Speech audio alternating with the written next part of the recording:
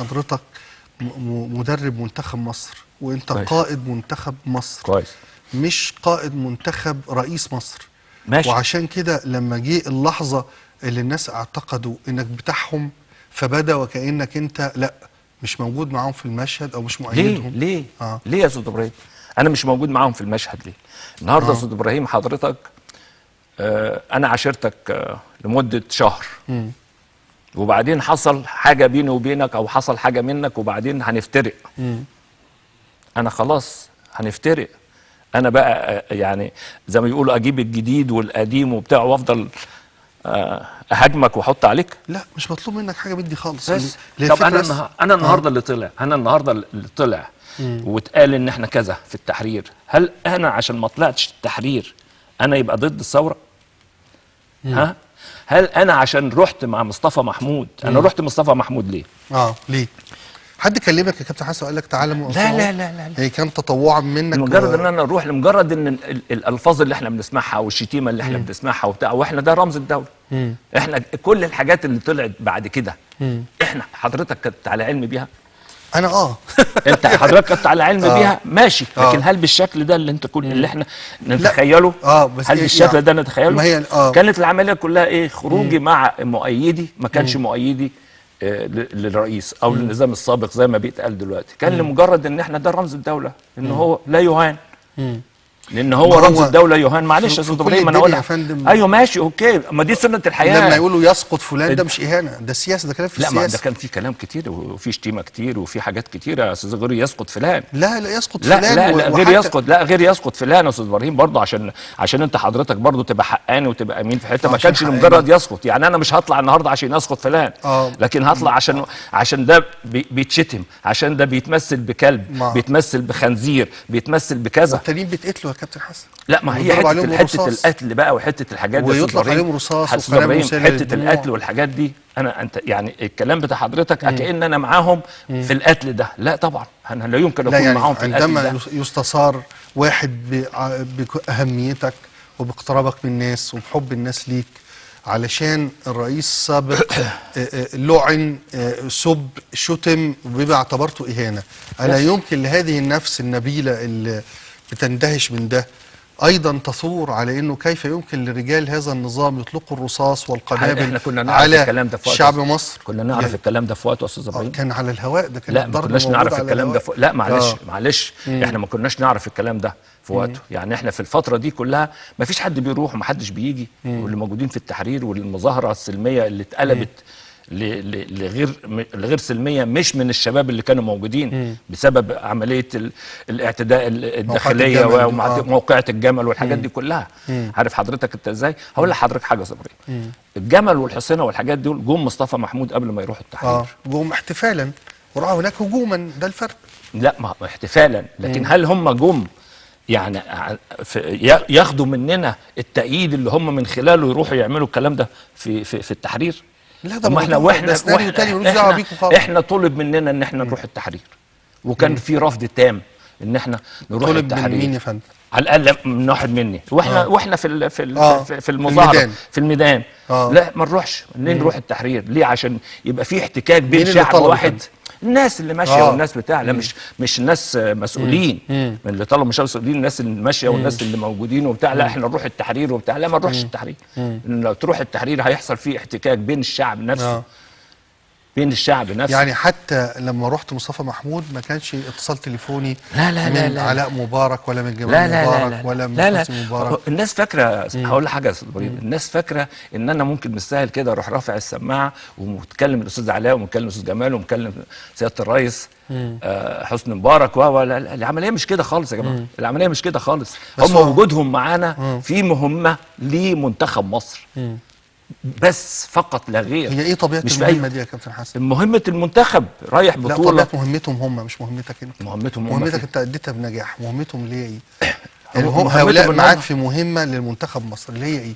ما هي، ما انا بقول لحضرتك هم موجودين، يعني هي مش مهمه شخصيه. آه. ان مش سهل كده ان انا ارفع سماعه التليفون او اتكلم معاهم او هم يطلبوني في التليفون او ما سهل انهم يطلبوك. سهل ان هم يطلبوني، بس ما بيحصلش. ما ده حصلش. بس ده هي ساعه الفترات بتاعه المهمات بتاعتنا في البطولات. يحيوك على ماتش، يسالوك عن على ماتش، يسالوا هتعمل ايه، يسالوك على ماتش، يباركوا لك لمباراه بتاع الكلام ده كله.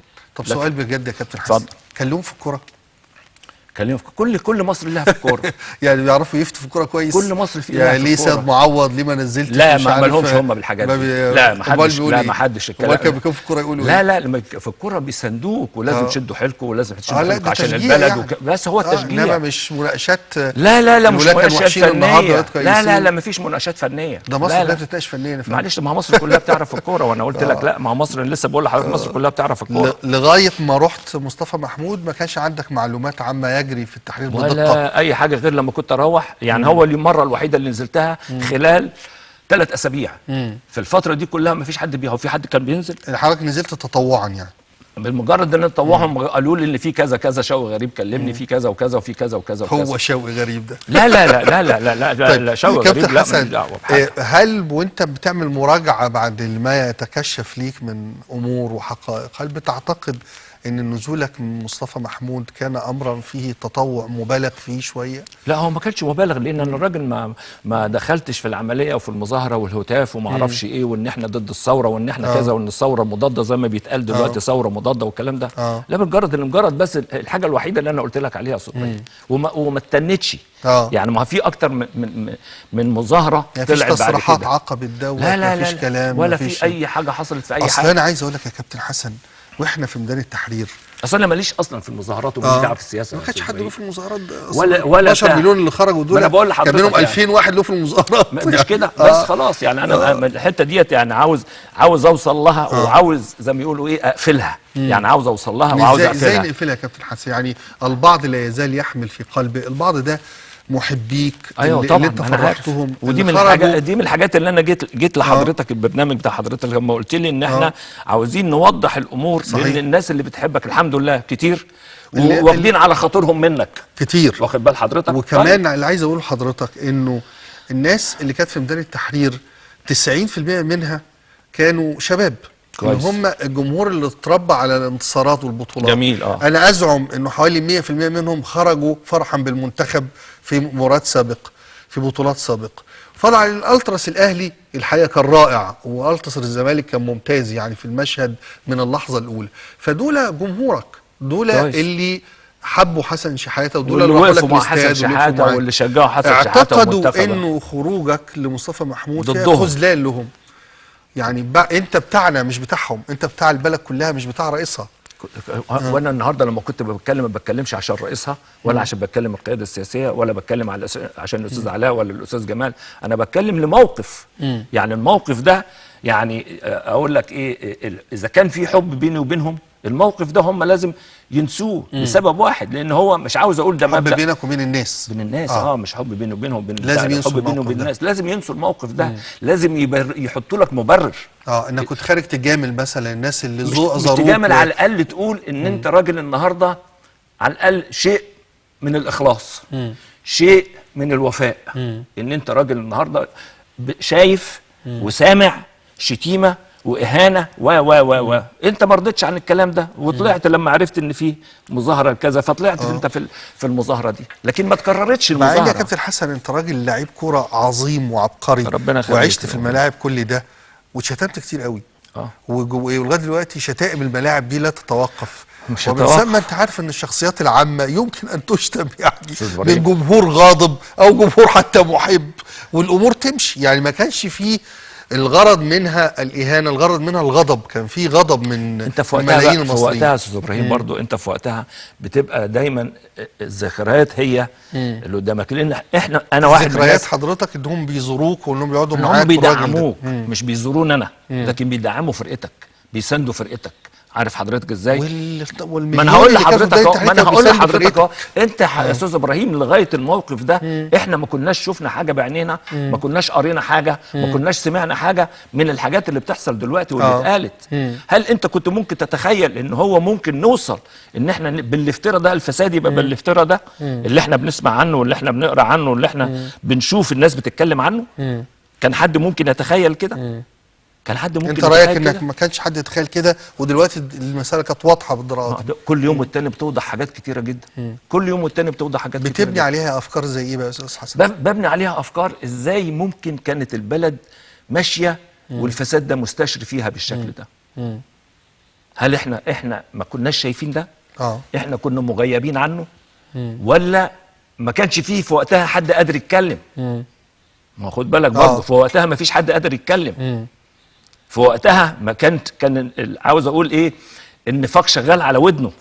بعد ما قامت الثوره كله ظهر على حقيقته.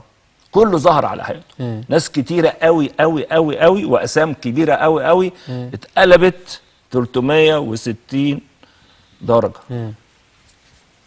لكن احنا ما كناش نعرف، انا واحد من الناس ما كنتش اعرف الكلام ده، لان انا ما بدورش ورا حد، ما براقبش حد. زي ما يقولوا ايه، ما بخططش لنفسي حاجه انا اعمل كذا عشان يحصل كذا وبعدين اعمل كذا، لا ده انا كده سايبها على ربنا سبحانه وتعالى وماشي بالتكال. مش بالعشوائيه، لكن ماشي بالتكال، متوكل على الله وبعمل شغلي، لكن ما بدورش ورا حد ولا براقب حد ولا عاوز اشوف ده عنده ايه ولا ده بيلبس ايه وبتاع. وبالتالي ما كانش عندي فكره اذا كان الفساد ده فعلا اللي بيتقال عليه لغايه النهارده، ولغايه النهارده مش عاوز اقول ان ما اثبتش حاجه، احنا بنسمع بس. بنسمع اخبار وبيتقال كذا وكذا، لكن هو ده لو حاصل تبقى مصيبه سودة. تبقى مصيبه سودة. لكن هل احنا نعرف عنها ومن خلالها انا رحت طالع برضه لمصطفى محمود؟ صعب. طب يا كابتن حسن، انت وكل نجوم مصر ما كنتش عارف ان الانتخابات بتزور مثلا؟ لا، انتخابات مجلس الشعب بتزور عارف من خلال مش في اعضاء في اتحاد الكوره والحاجات دي كانوا مرشحين في الانتخابات؟ لا، من خلال متابعتي للنشرات الاخباريه، من خلال متابعتي للجرايد وبتاع، واعرف ان كل الكلام ده مزور. طب في وقتها كنت تعرف انه مزور؟ لا بقول لك في وقتها ما تقامش ليه، ما تقامش ليه، ما تقالش ليه؟ يعني ما فيش شكاوي راحت ليه؟ ما تحققش فيها ليه؟ غالبا يا كابتن حسن انت كنت مشغول بفريقك وبنجاحك، من عشان كده بقول لك حضرتك عن الاهتمام بالعمل العام والسياسه، الى درجه ان في بعض الحقائق كانت واضحه كالشمس، لكن يبدو انها ما وصلتش لعاطفتك او ما وصلتش لمعلوماتك. انت دلوقتي لما بتشوف ده بتقول ان الناس المفروض تتجاوز عن زياره مصطفى محمود دي، يعني المفروض بقى بيحبوك فيعني ما ده المفروض هو الكلام ده. ما هو هي استنت زياره مصطفى محمود اتنت مره ثانيه؟ ما اتنتش على الاقل مني مره ثانيه. لما الحقائق دي كلها انا مثلا عرفتها من خلال النشرات الاخباريه، من خلال الجرايد بتاعتنا، من خلال الفضائيات الخارجيه، ما اتنتش لسبب واحد. يا جماعه احنا فعلا في مصر في فساد بالشكل ده، بالافتراء اللي احنا بنسمع عنه واللي احنا بنقرا عنه ده.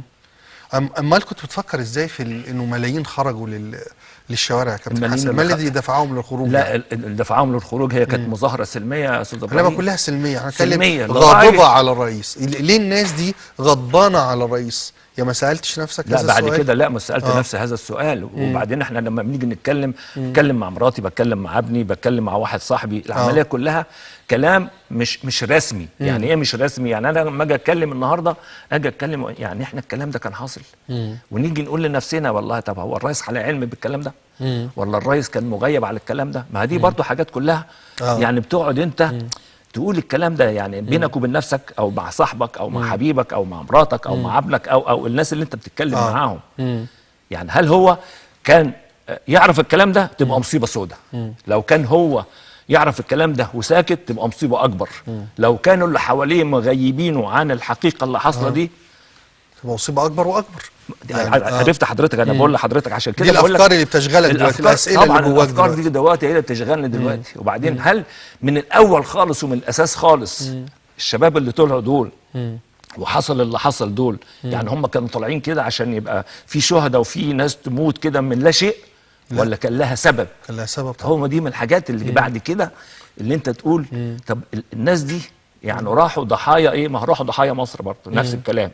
فبتبدا انت تعيد يعني مش الشريط ذكرياتك، من الأول بقى. الشريط بقى من الاول، وتشوف انت الكلام ده. طب وانت كنت سايب نفسك ليه؟ ما بتعرفش ليه وما بتبحثش ليه؟ لكن برضه هفضل كده، ولا هبحث عن فلان ولا هدور عن فلان، لكن لازم هبقى ماشي مع الاحداث، لازم هبقى ماشي مع الاحداث.